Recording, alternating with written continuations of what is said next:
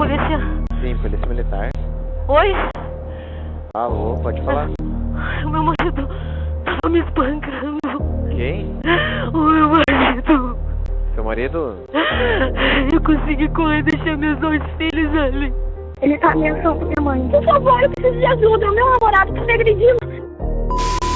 E agora vamos falar de números absurdos, vergonhosos. Que muitas mulheres que sofrem violência do companheiro não procuram ajuda.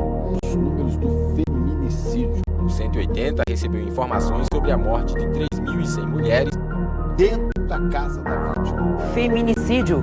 Você sabe mesmo o que isso significa? Por dia, cerca de 13 brasileiras são assassinadas. Começa com brigas mais violentas, agressão verbal. Nessa hora já tem que procurar ajuda, porque o roteiro que a gente vê é esse, né?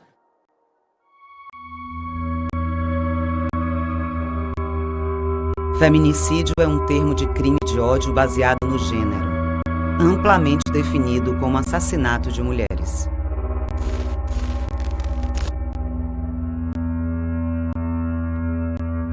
Josilene tinha acabado de se formar no ensino médio, começado a trabalhar como auxiliar de serviços gerais.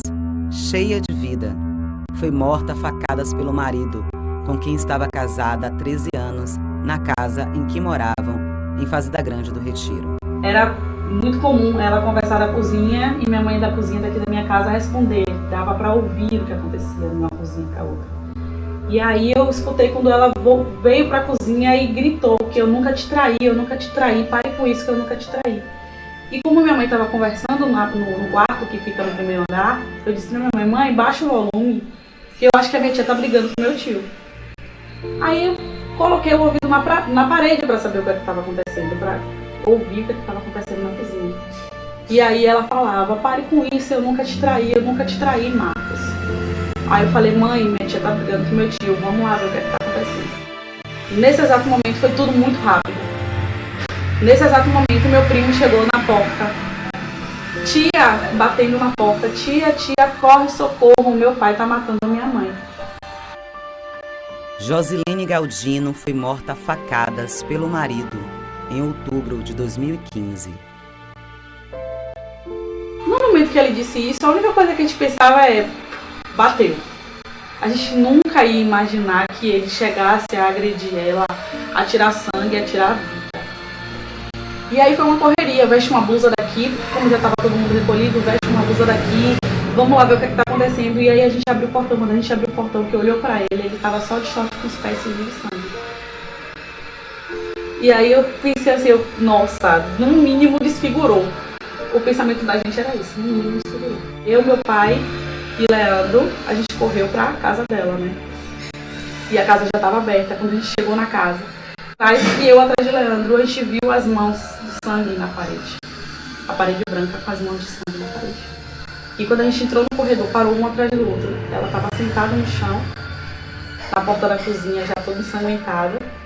Ele segurava ela por aqui com uma mão e com a outra ele estava com a peixeira esfaqueando ela. E aí, meu pai, ele se agachou e colocou a mão na cabeça. Marcos, por que você fez isso? Pare com isso. E aí ele olhou pra gente. Eu nunca vou esquecer aquele olhar. Ele olhou pra gente, parar pra quê? E deu mais 2 facadas nela. E a cada facada que ele dava, o sangue jorrava do outro lado da parede.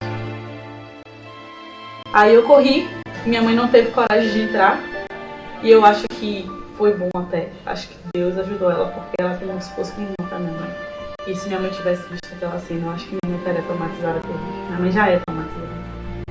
E a gente correu, eu corri pra casa pra ligar pra SAMU, pedi pra minha mãe ligar pra polícia, e aí os vizinhos começaram a aparecer pra poder saber o que estava acontecendo, porque a gritaria foi muito grande. Eu já gritei, chama a polícia, chama a polícia. Meu pai relata que ele tentou procurar uma barra de ferro, alguma coisa para poder tentar impedir aquilo. E nesse tempo foi que ele largou ela, já desfalecida, trocou de roupa para fugir. E quando a gente voltou, eu voltei com os panos, que na época eu fazia curso de enfermagem, e aí eu voltei com os panos estéreis, porque a orientação que a gente recebeu por telefone é tente estancar o sangramento, não sabendo que a gravidade que estava acontecendo não era nem possível. Foram quantas facadas? 16 facadas.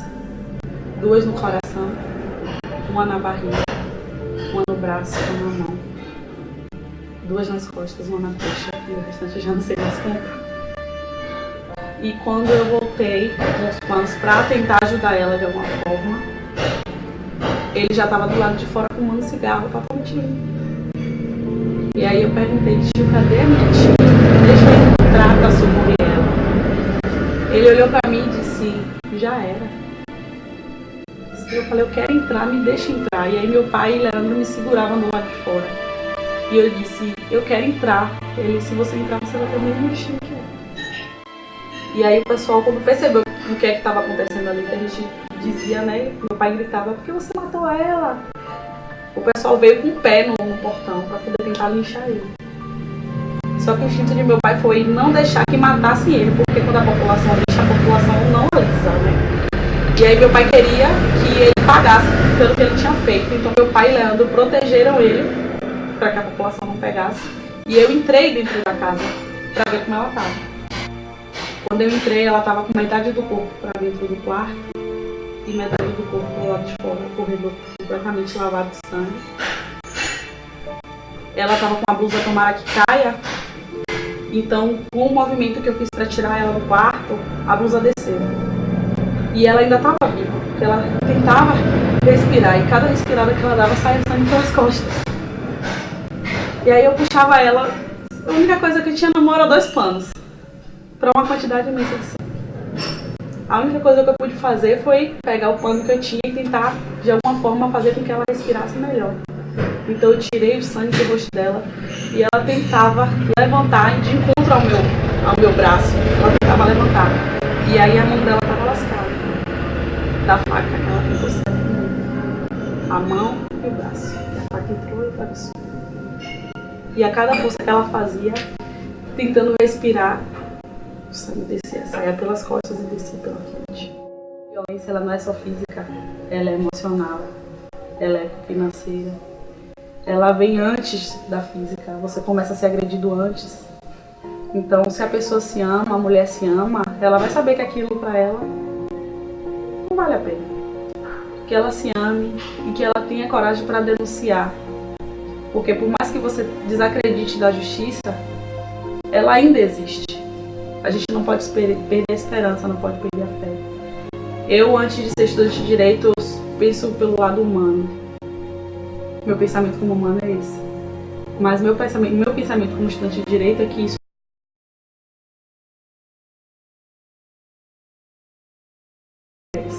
para que mais pessoas não passem por isso.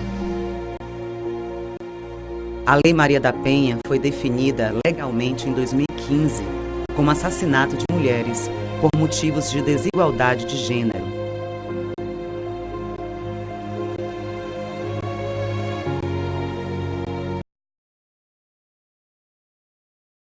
Registrou mais de 740 casos de feminicídio. Cresce o número de mulheres vítimas de homicídio no Brasil.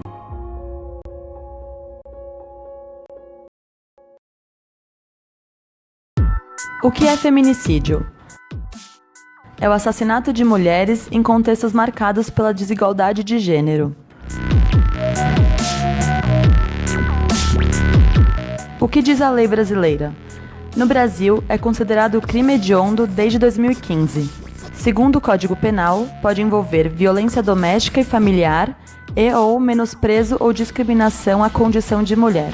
A pena para o homicídio qualificado é de reclusão de 12 a 30 anos. O Brasil registrou 8 casos de feminicídio por dia entre março de 2016 e março de 2017, segundo os Ministérios Públicos Estaduais. Foram 2.925 mulheres assassinadas neste ano, 8,8% a mais em relação ao ano anterior. Mas este número pode ser ainda mais grave. De acordo com o mapa da violência contra a mulher, lançado em 2015, são 13 vítimas de feminicídio por dia no país. Isso representa 4,8 assassinatos a cada 100 mil mulheres. A taxa é a 5ª maior do mundo. O estado com a maior taxa é Roraima, 11,4 mortes a cada 100 mil habitantes.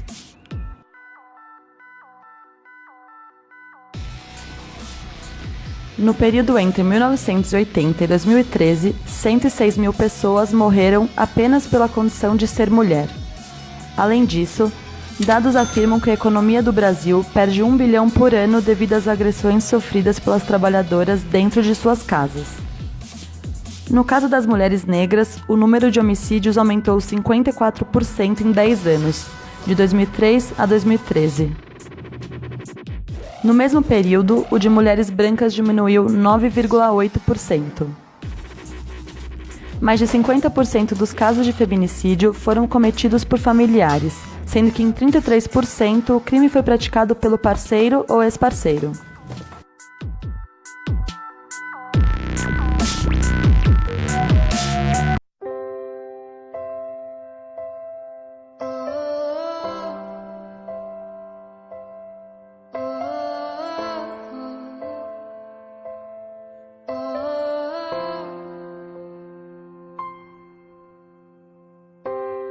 Tudo que sobe e desce, tudo que entra sai. Hoje você me vê, amanhã talvez não veja mais. Tudo que nasce morre, tudo que vem se vai. Hoje morreu um sonho, que ele descanse em paz. Não temos controle, tempo é ligeiro. Na estrada da vida somos passageiros.